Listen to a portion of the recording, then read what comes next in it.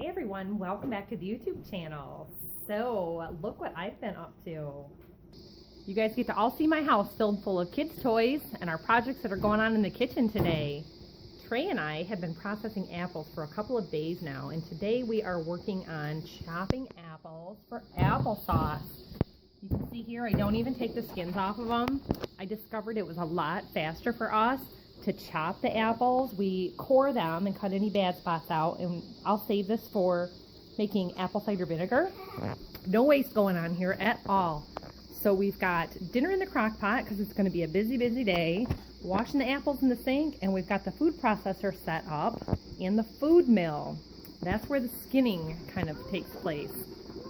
So right now I've got enough water in here that this is not going to stick. We're going to put the lid on that and just let them cook until they're soft. I'm going to turn it down a bit. And you want to stir it every now and then. This is my process. So of course, like I said, we're starting out with chopping the apples and coring them. And we're going to cook them. And then I'm going to use this big flexible colander. Works pretty good. It could be stronger. I probably will end up breaking it.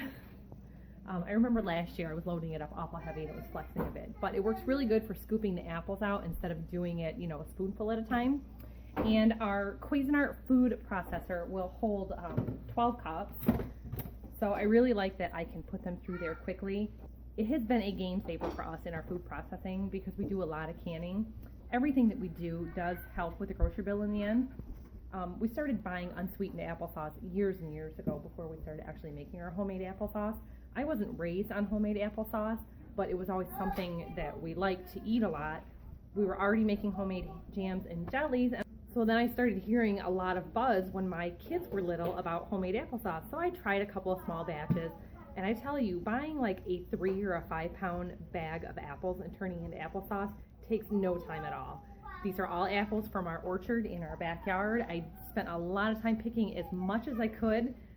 We have been getting freezing and snow for the last couple of days mixed with smush and rain, and it's just a nice time to be inside. We've got the heat on the thermostat turned down to about 69 right now. I'm having to open up this door to get a little bit of cool air coming in to cool it down. Look at that. Can you see that?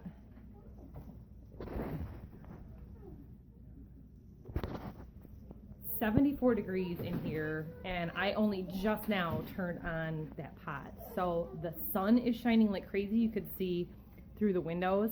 The back side of the house faces the south, and it just warms this house up so much. So definitely want to have some windows cracked open. I've got the ceiling fan on. As you're processing your jars, you can't have a draft come in because it can actually crack your hot jars, so you have to be mindful of that. A way around it is to, after they have come out of the canner, cover them up with a towel to keep them from getting that draft, because any draft coming through there, that cold to hot, it can't handle it. So I picked up this food mill. So there's a lot of different food mills that you can pick up. This is something that they had at my local Meijer store. They had been marking them down, and it works wonderful for making the applesauce. It will get out any chunks of skin. It'll also get out any seeds or seed hulls that we miss at all in our cutting, because we're not going for perfection, but it's not so great to have that in your finished product. Another thing that you can do after you've run it through the food processor, if you want to just freeze it at that point and be done with it, you can. I'm actually going to can mine, so we have to reheat the applesauce that has gone through the food processor on the stovetop to 212 degrees. If you want to season it with cinnamon, a lot of people like pink applesauce. Because we're leaving the skins on, we naturally get pink applesauce anyway, and the kids kind of prefer it. Without some of the different apples, we do a mixed apple variety. We'll leave it kind of a greenish applesauce. Sometimes it's more towards yellow. If I mix them with the variety of different apples, then we end up with pink applesauce every time. It's a good time to go ahead and add any seasoning to your final product just before it goes into the canning jars. I won't get into all the whole canning process, but it is 20 minutes in the water bath canner. You don't have to use the pressure canner. I'm not a huge fan of using the pressure canner because you have to let it cool down before you can open it up, and then you can't move on to the next batch. We're doing a lot of batched apples today. So far we've gotten about 2 5-gallon buckets chopped up, and we're probably going to do 4 buckets total today before we move on to apple cider. So this is where I get most of my information, is the Ball Blue Book of Preserving. Now this one was a couple of years ago. They changed the cover every couple of years, but this is a good staple to have on. I've got several different editions of this because things change over the years with food safety, and they'll change the recipes a little bit. So it's good to have the most up-to-date information. It says this was first published in 1909. Looks like my copy is 2003. So I've had this for a lot of years. So we are just following the basic applesauce recipe, and this is a small batch. It's only 2.5 to 3 pounds of apples, and sugar, of course, is optional in it. I don't add any sugar to it. It's not necessary. There's enough sugar in American diets that we can leave that out, but it's just real simple. So we just had a little lunch break, and we've been cleaning up the dishes and taking a little time to take care of ourselves in this process because we have probably been cutting apples for, probably about an hour. So you can see Trey here, he's helping. Trey is kind of a master with his pocket knife, and he can be trusted really well with that. Bethany was trying to help, and we have a apple corer for her.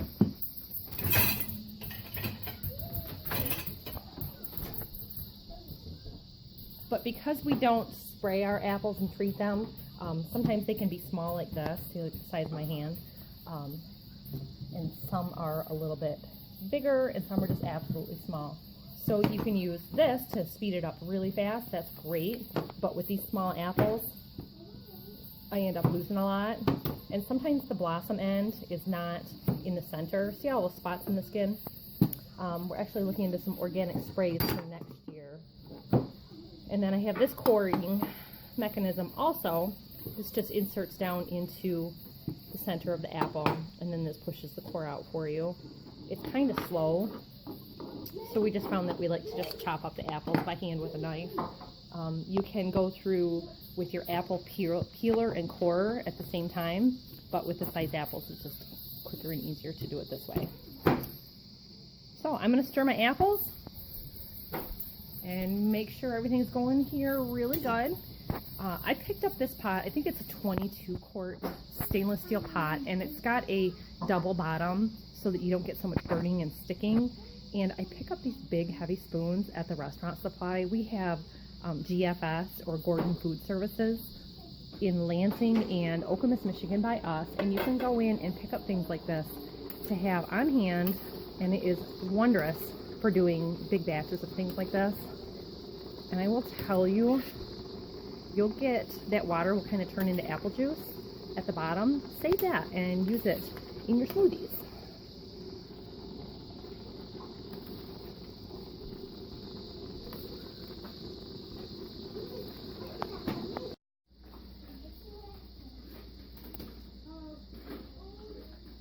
This is why you want to use the colander. As you get down to the bottom, you'll have that juice in there, and then you can drain that out instead of having watery applesauce in the end. Now you can drain the whole pot all at once. In a big colander, my biggest colander will only hold about half this amount of apples. So this gets pretty heavy. That's why I was saying this will probably break eventually, because that metal only goes to about there. We'll see. It was a couple dollars.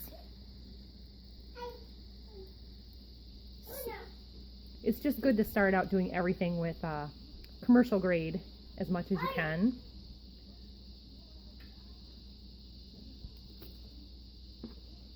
And speaking of commercial grade, this is a restaurant grade, commercial grade stock pot that I have.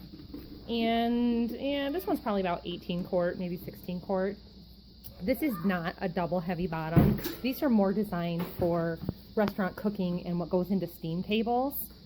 So you've got to be careful to not overheat the applesauce. We're going to use a snap-on thermometer to make sure that we get this to the right temperature. And like I said, 212 degrees, then it gets canned. So for that reason, we've got our jars in hot water here ready to go. We're going to get some bands and lids going. I always boil those first to make sure everything is bacteria-free and sterile as much as possible. So you can see there is a lot going on here.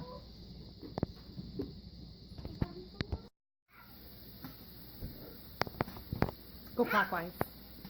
Yep, clockwise.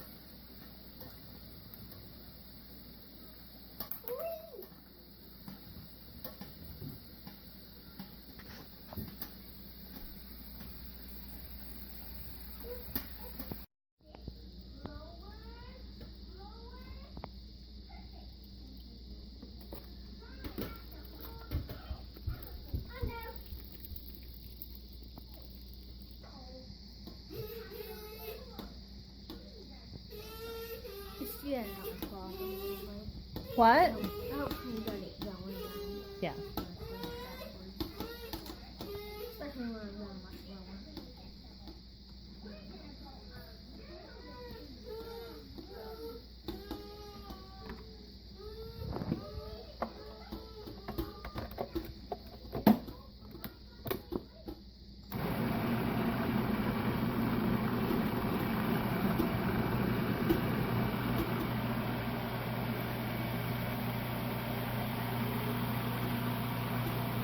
Now, if you like a chunkier applesauce, you can just use your pulse setting, or just not process it quite as long. The kids pretty well like a smooth applesauce, and if you want a chunky applesauce, you can't really run it through the food mill because everything chunky is going to get left behind.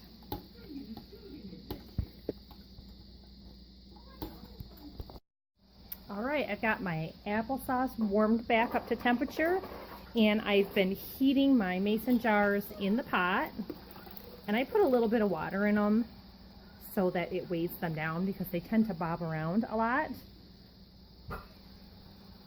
It's a bit easier for me to do my first rack like this and do my second or third batches with hot water in the sink to keep the jars hot.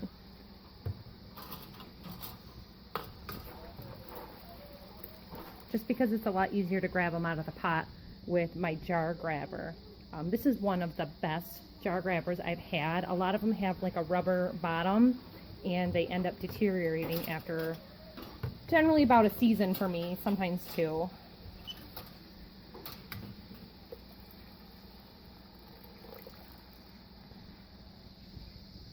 This one, the bottom isn't a rubber, it's a plastic. So you need your jar filler, and we're going to move that pot from there to over here. You do want to remove your air bubbles in general because it's a sauce. You don't get a lot of bubbles anyway. And to do that, you just kind of move a knife around, or they have like an actual bubble releaser, which is just a plastic spade that moves around in the jar. And I believe this said a 1/2 inch a head space. That's a little bit more than half. And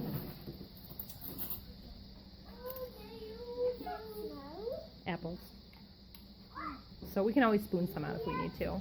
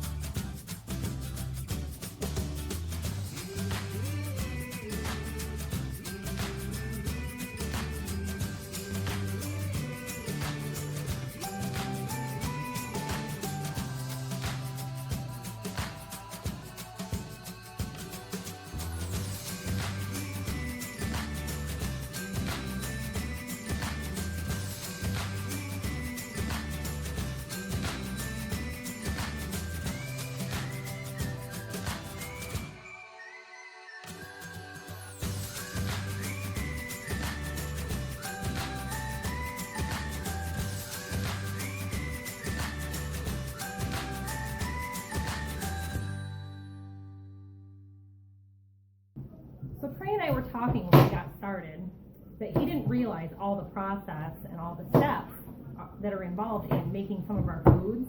And he's always helped with like peeling the apples, and then they disappear for a while and do their schoolwork or play. So today he's been right involved with all of it, becoming more aware of what's going on, and I think that's important for kids to know. So even if you do this in a small batch, just for a fun like project, it's really neat to do. Like I said, that original small batch recipe, I'll have to double check it to see how many jars it makes, but it shows you, you know, for him, his family's going to eat this applesauce this winter, and we're not out of our applesauce from last year yet. So for our size family with 7 people, we generally will open 2 or 3 jars at once. So you can clean out the pantry pretty quick. We know all of our homemade and canned foods are kind of a treat, so they don't get wasted. And literally every bit of a jar gets scraped out with a rubber spatula.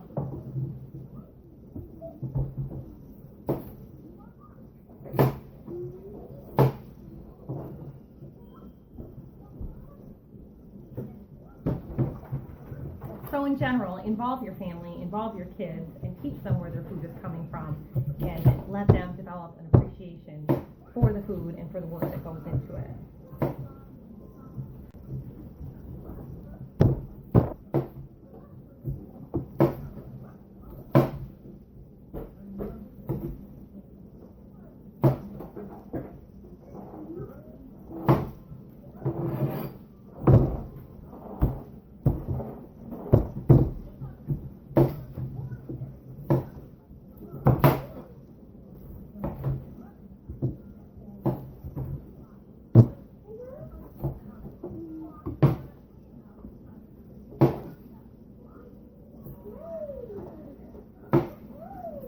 Lets you know how important it is to get those apples all the way up at the top of the tree, doesn't it?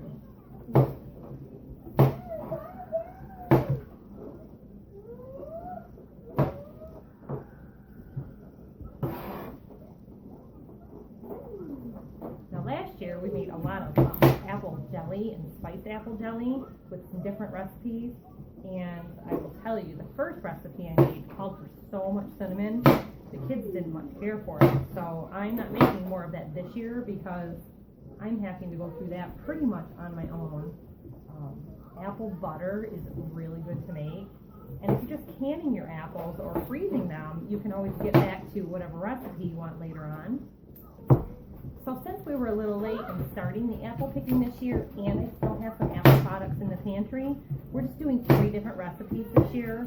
We're doing canned apples for pies and apple crisp, apple cobbler, applesauce, and we're going to do some gallons of apple cider. Now, you have to freeze the apple cider. If you process it in a water bath canner, you're going to turn out with apple juice, and I didn't know that my first time out. Basically, all the pulp and everything settled to the bottom of the canned jars, and that was fine. We just got apple juice instead. If you need a good source for gallon jugs, you can go to like a cider mill. Even if you have a dairy near you that does bottling their own milk, they will generally sell you the empty gallon jugs. You can get half-gallon glass containers. I just recommend saving anything you can for freezing. So if you buy any kind of juice, save it. You can even freeze it in a 5-gallon bucket. But that's a real treat having your own cider on Thanksgiving.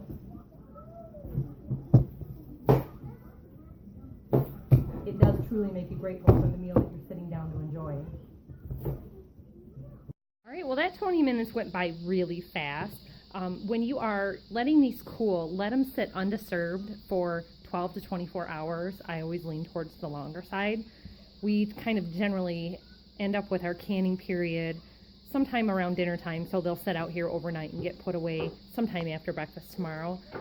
When you are pulling these out of the water bath canner, make sure you're using the shoulder of the jar, not the lid, because if you push on that lid, the air is going to escape and this is not going to seal. If you have any jars that after several hours haven't sucked down and tightened, like here you can see this one's kind of rounded up, this is going to cool down and it's going to suck tight.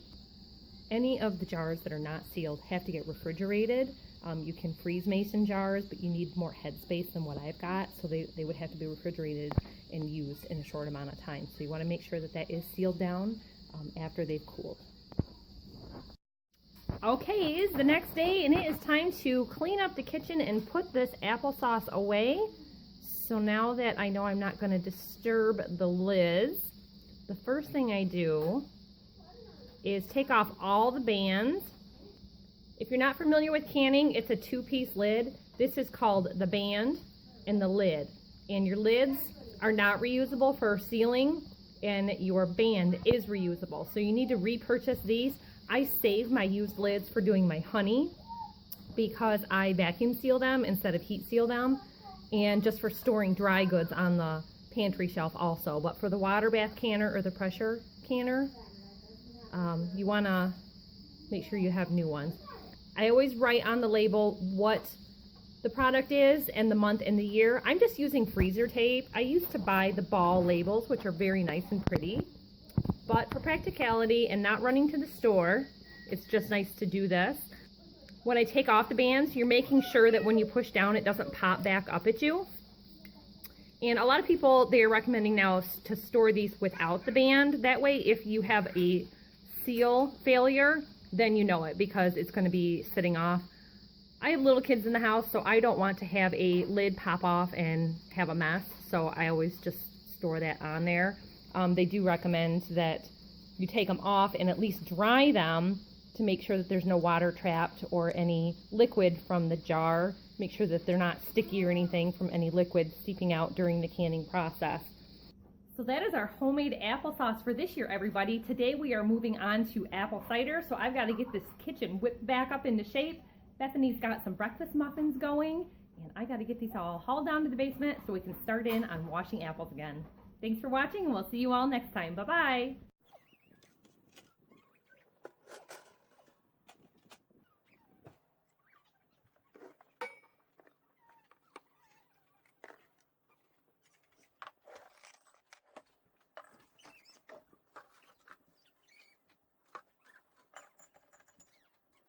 Muffins are very good, Bethy. I know. Can I have another one after this? Oh, for sure. Thank you. We usually have free cookies. Can we have free muffins? How about 2 muffins? Yeah. Is that your second muffin? No, it's my first. Okay, 2. 2 muffins would be good. Yeah. I know how to skip a walk now. You don't just throw it, you need to do this. No? Yeah. You need to put your thumb around it and do this. And then you throw it across the bottom and then it skips. Yep. You can have 2 if you want. Huh? Oh, okay. Make sure Jack gets some. Yep. Yeah. Oh, great. Not banana. Strawberry. Lovely. This is really good. This is the real Porsche 911 RSR.